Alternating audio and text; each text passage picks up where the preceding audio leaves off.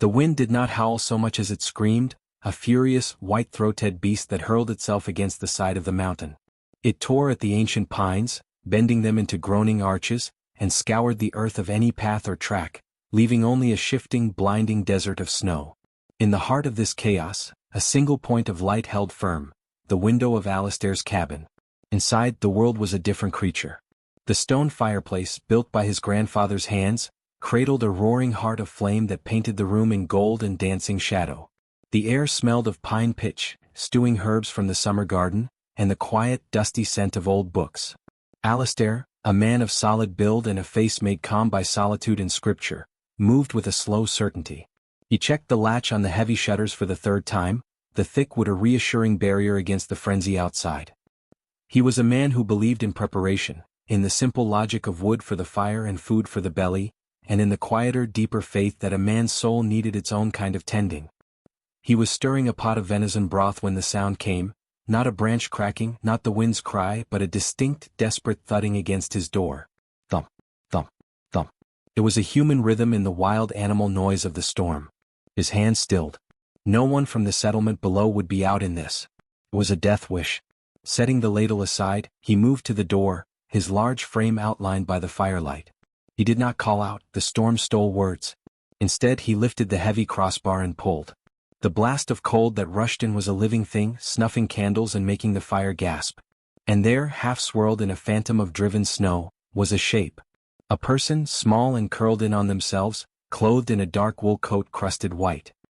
He saw only a pale, frozen glimpse of a face, eyes wide and dark with a terror that went beyond the cold, before he acted on an instinct deeper than question.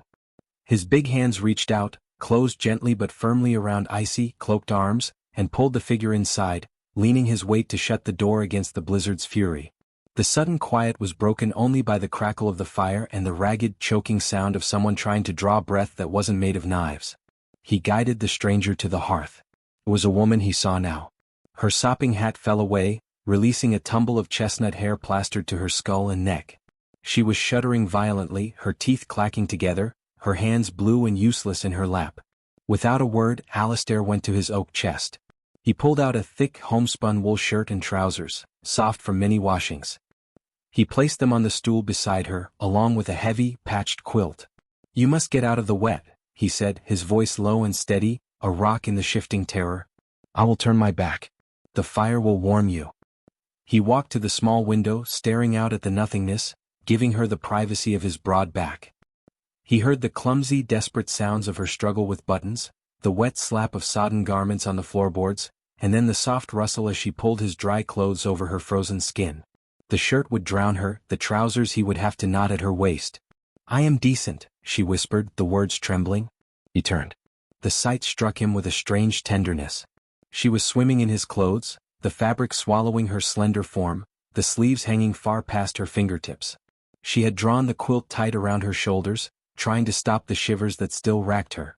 Her face, now clearer in the light, was young, perhaps in her early 20s, with fine features marked by exhaustion and something else, a shadow of old hurt that the cold had not put there. He moved to the hearth, poured a tin cup full of the hot broth and handed it to her. "Slowly," he advised. "Let the warmth come back slow and kind." She sipped, color slowly returning to her cheeks. He busied himself, hanging her wet things near the fire where they steamed, setting another log to flame, creating a circle of normalcy around the extraordinary fact of her presence.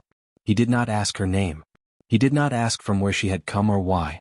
The storm had asked enough questions for one night. Finally she spoke, her voice gaining strength. "Thank you. I saw your light. It was the only one. I thought I would die in the white." "The storm provides its own mercy sometimes," Alistair said, taking a seat in his rocking chair a respectful distance away. "It forces a stop.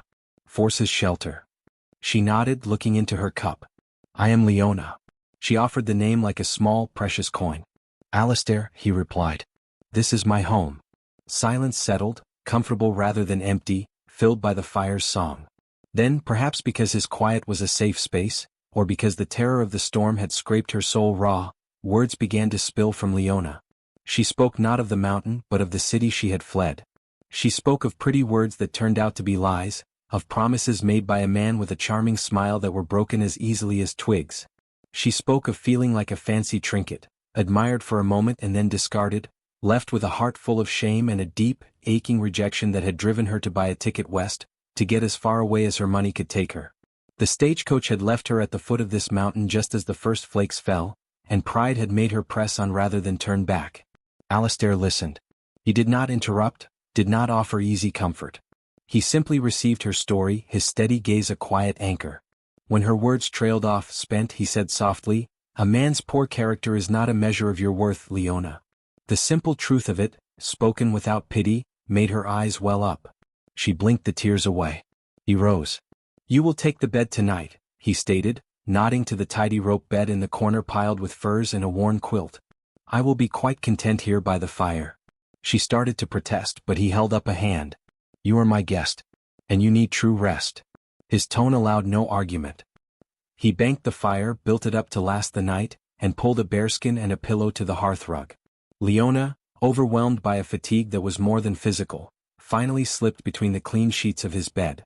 The pillow smelled of sun and pine. She watched the firelight play over the ceiling beams, over the strong, still line of Alistair's shoulders as he settled on the floor.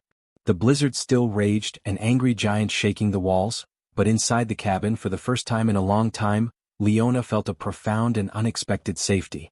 The last thing she saw before sleep took her was the glow of embers, and the last thing she felt was the quiet guardianship of the stranger who asked for nothing but her recovery.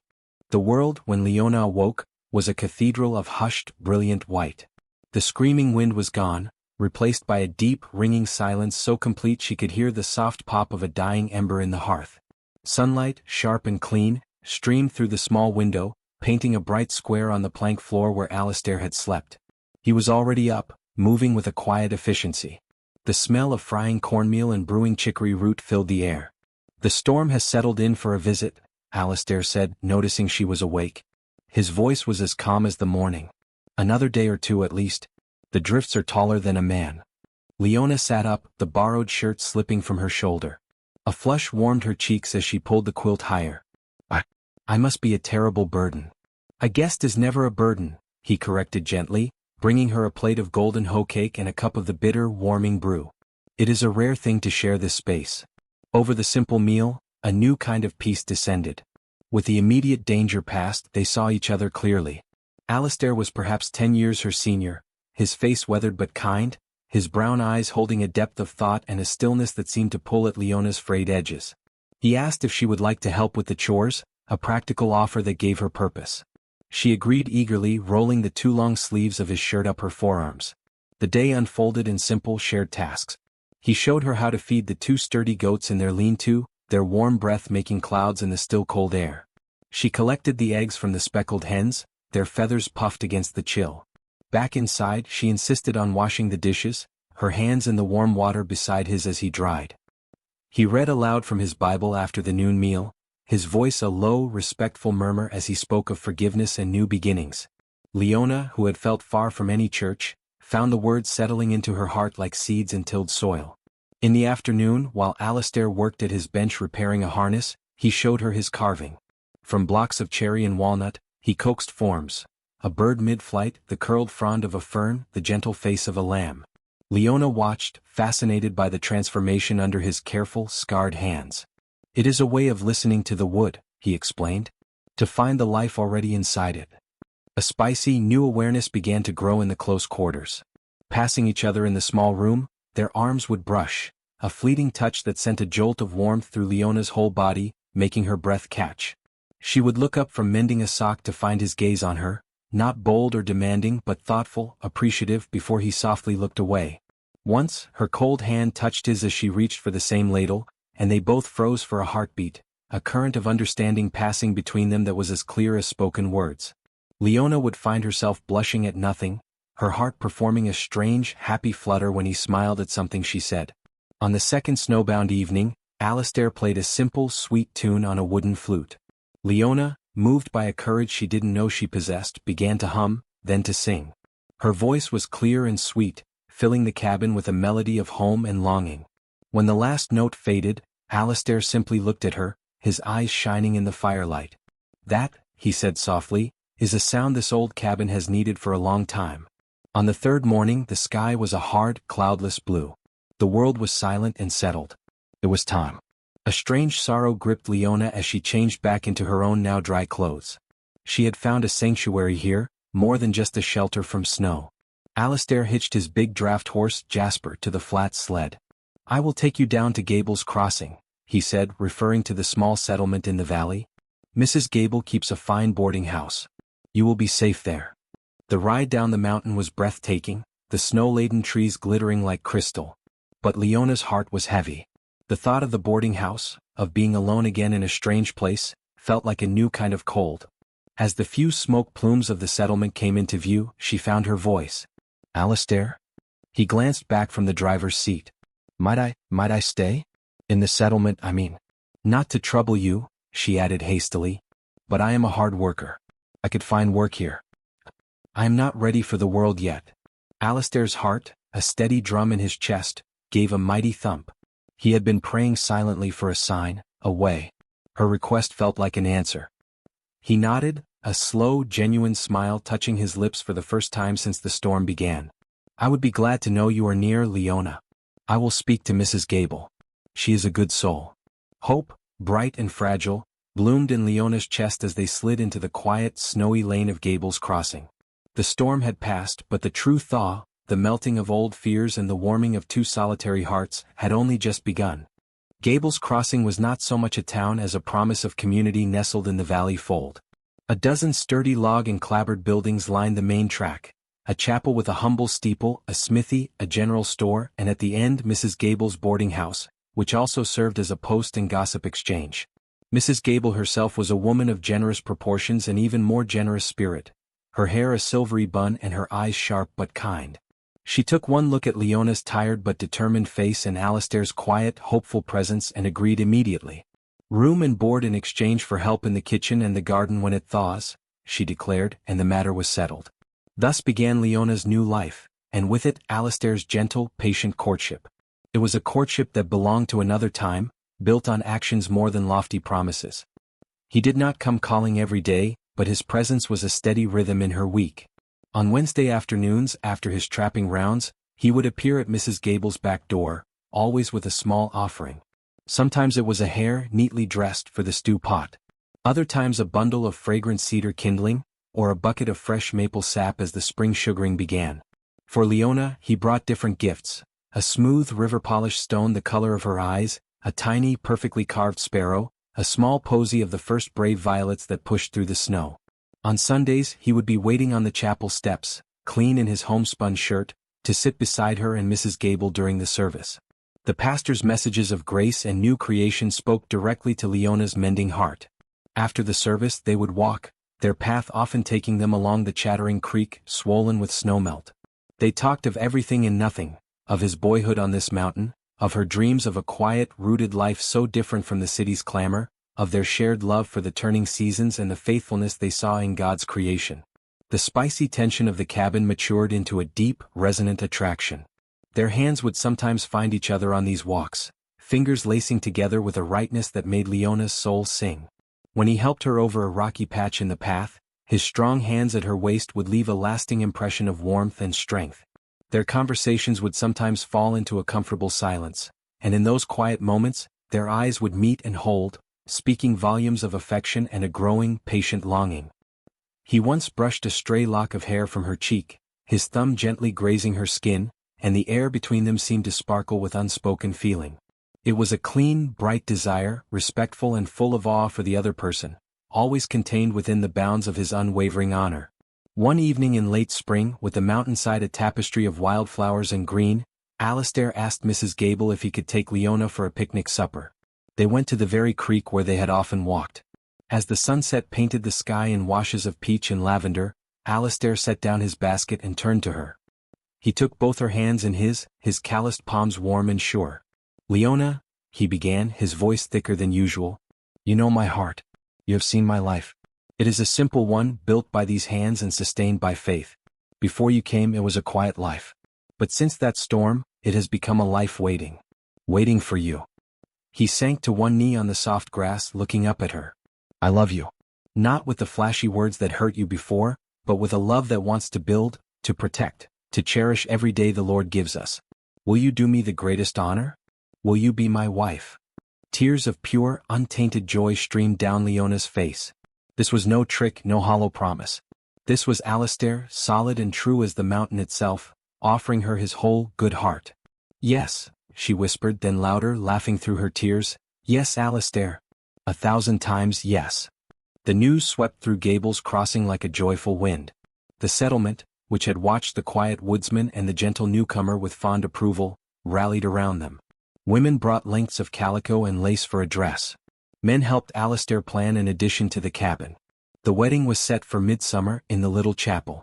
The day dawned clear and bright. Leona wore a simple dress of cream-colored muslin, embroidered by her own and Mrs. Gable's hands with tiny forest flowers. Alistair stood tall and solemn at the front, his best shirt freshly pressed, his eyes glistening as she walked toward him on the arm of the old pastor. They spoke their vows before God and their neighbors, promising to love, cherish and honor each other all the days of their lives. When Alistair kissed his bride, it was sweet and firm, a seal on their future. The celebration was held in the churchyard, with simple food, lively fiddle music and laughter that echoed off the mountains. As the stars came out, Alistair lifted his wife into the wagon, now filled with their wedding gifts, and drove her home, up the mountain to the cabin that was now truly theirs. The cabin, which had once been a solitary refuge, now hummed with the shared energy of a new beginning. The addition Alistair and the men had built was a sun-filled room with a large window facing the morning light, a space for their future. Their first days as husband and wife were a beautiful, busy dance of learning and loving. They worked side by side from dawn, Leona in her vegetable garden, Alistair checking his traplines or felling timber for the winter ahead. In the evenings, she would teach him the city songs she knew, and he would continue teaching her the names of every star in their patch of mountain sky. Their married love was a warm, spicy flame.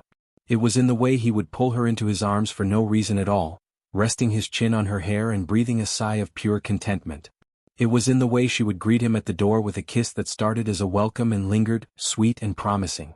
They would dance to silent music in their main room, bodies close, speaking of their dreams for their family. There were lingering, tender kisses by the fireplace and whispered, "I love yous," in the dark before sleep. It was a passion full of reverence, a joyful exploration of the sacred bond they had entered, always wrapped in the deep respect and commitment of their vows. As autumn painted the mountain in fiery reds and golds, Leona noticed a change in herself. A gentle fatigue, a new richness in her scent, a fluttering deep within her that was not her heart. Mrs. Gable, visiting with a basket of apples, took one look at her glowing face and knowing smile and laughed with delight. When Alistair returned that evening, Leona led him to their favorite spot by the now gentle creek. She placed his hand low on her abdomen, her eyes shining with tears of happiness. "Alistair," she said softly, "our family is growing. The Lord is blessing us with a child." For a moment, the big, strong woodsman was speechless. Then a sob of pure joy broke from him, and he gathered her into his arms, spinning her gently as he wept. They knelt together right there on the bank, offering tearful prayers of thanks, their hearts overflowing with a sense of awe at the miracle they had been given. The pregnancy became the center of their world. Alistair became even more tender, fussing over her, carving a beautiful cradle from black walnut, refusing to let her carry heavy buckets. Leona sewed tiny garments from soft, faded fabrics, her heart singing with every stitch. They read the Psalms together, finding special meaning in verses about heritage and blessing. Their love deepened through this shared anticipation, their spicy romance maturing into a profound, intimate partnership as they prepared to welcome a new soul. The first frost had just touched the ground when Leona's time came. Alistair, following a long-prepared plan, rode swiftly to fetch Mrs. Gable. The older woman took charge with calm expertise, sending Alistair to boil water and pray, which he did with fierce devotion. Through the long hours of the night, his heart leapt with every cry he heard from their room. As a pale, pink dawn broke over the mountain peak, a new, stronger cry joined the chorus of the waking birds, the fierce, healthy wail of a newborn. Mrs. Gable emerged, beaming, and ushered the trembling Alistair inside. There, propped on their bed, was Leona, tired but radiant. In her arms, swaddled tightly in a soft blanket, was a tiny, perfect being with a shock of dark hair. "Meet your son," Leona whispered. Alistair approached as if walking on holy ground. He knelt by the bed, one large, rough hand gently cupping his wife's cheek, the other trembling as he touched his son's miniature fist. The baby's fingers curled instinctively around his father's calloused finger. A love so vast and fierce it was almost painful filled Alistair's chest. Daniel, he breathed the name of prayer. His name is Daniel. It meant, God is my judge, a testament to the one who had seen their pain, guided their path, and now entrusted them with this precious life. In the quiet of that sunrise, their little family was forever sealed. Seasons turned in a joyful blur on the mountainside. Daniel grew from a swaddled bundle into a chattering, bright-eyed boy. He had his mother's thoughtful eyes and his father's sturdy build, often seen in tiny leather boots and small suspenders over his homespun shirt, trailing after Alistair as he did his chores. The cabin was filled with new sounds, the clatter of a wooden block, the sweet nonsense songs Leona sang, the deep, rumbling laughter of Alistair as he tossed his giggling son into the air. Their love, the bedrock of it all, continued to deepen. It was in the comfortable silence as they sat on the porch swing, her head on his shoulder, watching Daniel chase fireflies. It was in the quick, smiling kiss they exchanged over the boy's head as he showed them a painted rock. It was in the way they still held hands during evening prayers, now with a small, sleepy head nestled between them. They taught Daniel the stories from the Bible, the names of the trees and animals, and the importance of a promise kept. Love is not just a feeling, son, Alistair would say, lifting Daniel onto his knee. It is a choice you make every day. It is the wood you split for the fire, the patience you show, the forgiveness you offer. It is built strong like our house so it can shelter others. One evening, a fierce winter storm circled the mountain again, though it did not break upon them.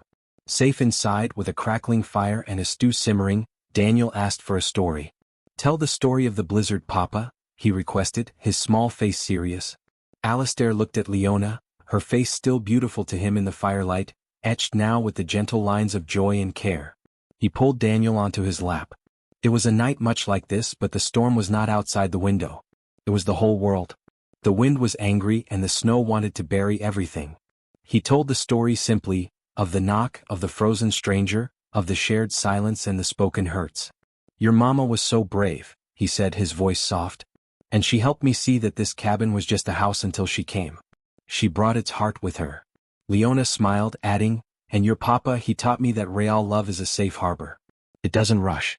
It builds a strong door and keeps the fire burning, waiting for the right person to come home. Daniel listened, his eyes wide.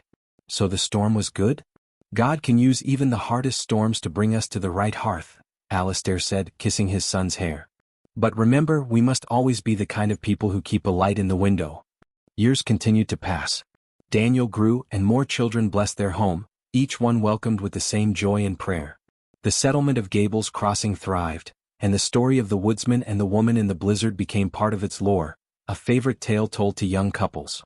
It was a story of second chances, of patience, of a love that respected God's timing and was rewarded with an abundance that was more than just material. On their porch, now weathered and draped in flowering vines, Alistair and Leona would sit in the evenings, their hands now lined but still strong, clasped together. They had lived a life of faith, of hard work, of passionate commitment that had only grown sweeter with time. They had known rejection and found acceptance. They had waited patiently and been given a family. They had built a forever on the solid rock of promise, and it had sheltered them through every season. The final, unspoken lesson of their lives was etched in their peaceful smiles, that the greatest love stories are not those without storms, but those where two people, hand in hand and heart in heart, build a shelter together that stands firm forever after. Did this story remind you of the patience and beauty in waiting for love that is built to last?